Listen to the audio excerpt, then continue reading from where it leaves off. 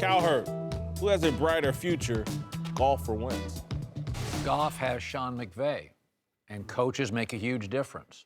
If I told you next year, week 11, Doug Peterson's fired, would you be shocked? I think Sean McVay is the next Bill Walsh. And I think Brady is tremendous. Bill Belichick has made his life easier from day one.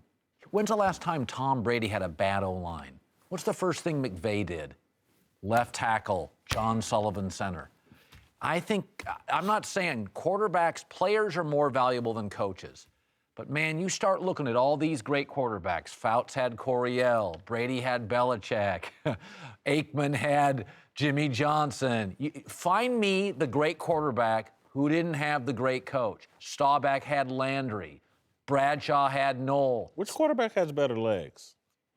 Wentz can run. No, I mean, and I think your points are great. McVay makes a hell of a difference.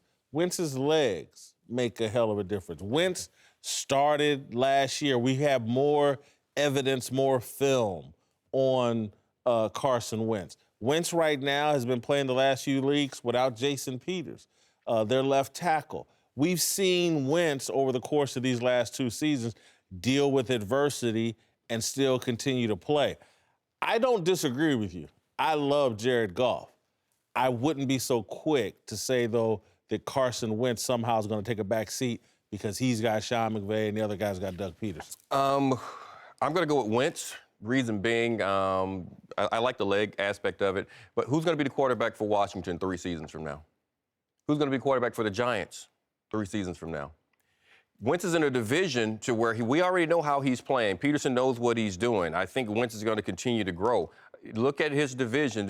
He may be able to take over this division because even with Dallas, we know that Dak is going to be there, but there's always something happening in Dallas that gives them a problem during the season. Goff has to go against. Goff has to deal with. We know who's going to be the quarterback Seattle. In Seattle. You have to deal with that. I know that the 49ers have their quarterback right now. Garoppolo. They got Garoppolo, so you're looking at what's going to happen in Phoenix, but BA is going to find somebody. He's a quarterback whisperer. I believe in that. So I kind of think you give Wentz the advantage because, yeah, the coach is going to be there, but who is going to be playing against within that division? That's a good point. I don't know if I'm going to go with one. Okay.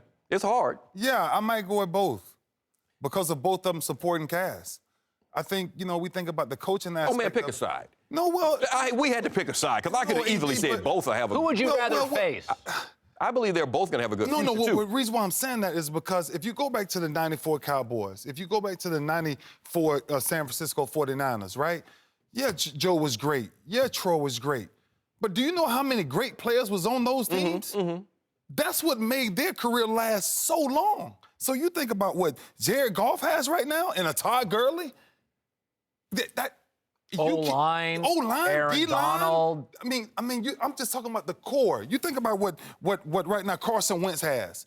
Carson Wentz just got younger at certain places. What they're doing offensive line, what they're doing with their 2 running back set, what they're doing with Jeffries outside.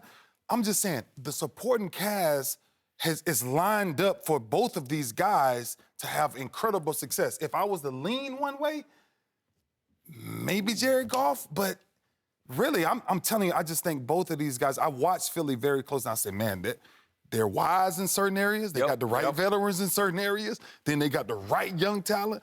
Then you look at you can say that for both teams. Yeah, both teams. No one dance. This is a huge game. Who's winning this game? Yeah, I picked the Rams. I honestly think I think the fires in Southern California have been a distraction for many Ram players. I think Philadelphia bounces back close. I love the Rams in this game. The Rams players are fired up. He didn't answer. They want to say Sean McVay. I'm allowing the host to finish. Sean McVay, they did a walkthrough on Wednesday because of the fires. And the players want to prove to Sean McVay, we don't need to be in pads on Wednesday. Rams are going to be fired up. Well, most of the vets don't practice on Wednesday for Sean anyway. So that's not that big a deal for him. I'm going with the Rams. Early on, I thought Philly had it, but when I saw them go on the road and how they were this last game, I think this is going to be a tough one. Whitlock, who's got more to prove? Eli or Dak? All right, I'm going to define my answer a little bit differently. in terms of who has more to prove in terms of making themselves a viable starter in 2018, I think it's Eli Manning. Who has more to prove overall? I mean, Eli's got 2 Super Bowls. What's he got to prove? But I do think Eli's future, even though he's got a 1 year left on his contract, even though he's got a no-trade clause, if he doesn't play well this week, I think he's toast as a starter for the New York Giants, and I think a lot of shine comes off him as a viable starter anywhere in the NFL. Dak's going to be Dallas's quarterback. I go the other way. I like Dak, and I think he's a starting franchise quarterback. But you're starting to sense, okay, you're hearing this. Well, he was a 4th rounder. I mean, Mississippi. Who said that, you? Well, yeah. But when you watch, you take away some parts, and he couldn't get first downs. If he goes into New York, this is the most dysfunctional the Giants will ever be. Yeah. Eli's shot, and he can't win. Now, I think Dak's a franchise quarterback, and I think it's real simple. When he's been given the league average of rushing support, 110 yards a game, he's 17-3. He's a different quarterback. Okay, he doesn't even need a great coach, a great defense, a great running game. Give me the league average, I'm 17-3. So I think Dak's a starter. I don't think he's a great player. I think he's a really good, solid player. But what if he goes in this week and old Eli and this disastrously coached team beats Dak? I think Monday morning people are like, maybe Dak's a 4th-round quarterback. Wentz, Goff, Wilson, NFC, maybe he's not the guy.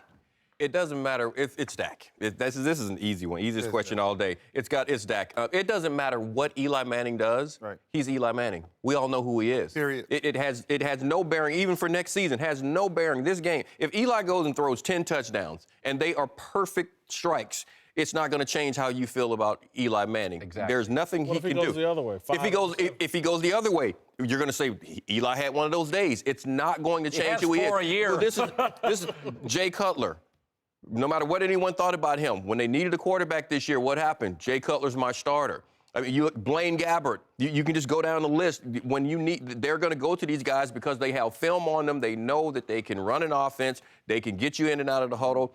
Everyone knows that about Eli. So if you want him, you're going to get him next year as a starter. Yeah, it's definitely Dak. I mean, look, Colin and Ed is saying, you can't run away from it. Dak is the young lion. You got to go. You got to earn your stripes. It's time for him. Without Ezekiel Elliott, right? He's a different quarterback. Not the same guy. It's just not the same guy. Why? It's because Ezekiel Elliott is that talented, that he's a different maker. He's an Emmitt Smith for a Troy Aikman. He's a Terrell Davis for a John Elway. Like it's just certain tandems go hand in hand. Right. John didn't win one till Terrell Davis came around. No matter how great he was. And so now let him get his piece back and then you go back to work. But if it's anybody that got something to prove, it's Dak Prescott, man. Dak got to go into New York this week and win. By the way, it has actually been helpful. If you're Jason Garrett, Stephen Jones, Jerry Jones, and you've seen the drop-off without Zeke, it's a pretty good reminder we've got to make sure we have a good second running back. Yeah. Because there's nothing wrong saying this. Matt Ryan's as good as his parts. He got us to a Super Bowl. Dak is 17-3 when he gets the league average. Meaning, give him help. You're going to win most of your football games. Yeah. That's a good place to be. Eli Manning still wants to be a starter in this league. And he can be. Yeah, he can. You know how many bad quarterbacks are out there? Again, so Eli's been pretty bad the last 2 years. They just threw a tantrum and got him his starting job back. The Giants were ready to move on from him. He's got the job back. If he goes out there and throws another stink bomb, I think even Tom Coughlin down in Jacksonville will be like, how many times have you heard him say, change of scenery? Yeah. We need this guy. I know this guy, and I know he can come in. He can get the others. He can get the others playing better because he's a pro and he's been there and he knows how to do it. That's what they do with quarterbacks. You see it every year. A third of the AFC needs a quarterback. NFC is all good. A third of the AFC needs a quarterback. Yeah. And Cleveland needs about 6 of them. Yeah. So, there's a job out there for him. I was listening to Ray talk about great tandems and thinking about how Dak's nothing without, Zeke or whatever. Without Tony Saragusa and Haloti Ngata, would you have even been in the league? Of nada. without those two guys Yeah, carrying you're you. right. They carried you. Well, yeah. Saragusa said That's he the did. way it works. Well, Saragusa did say he saved you. He carried That's the you. way it works. I know. You're Coming right. up.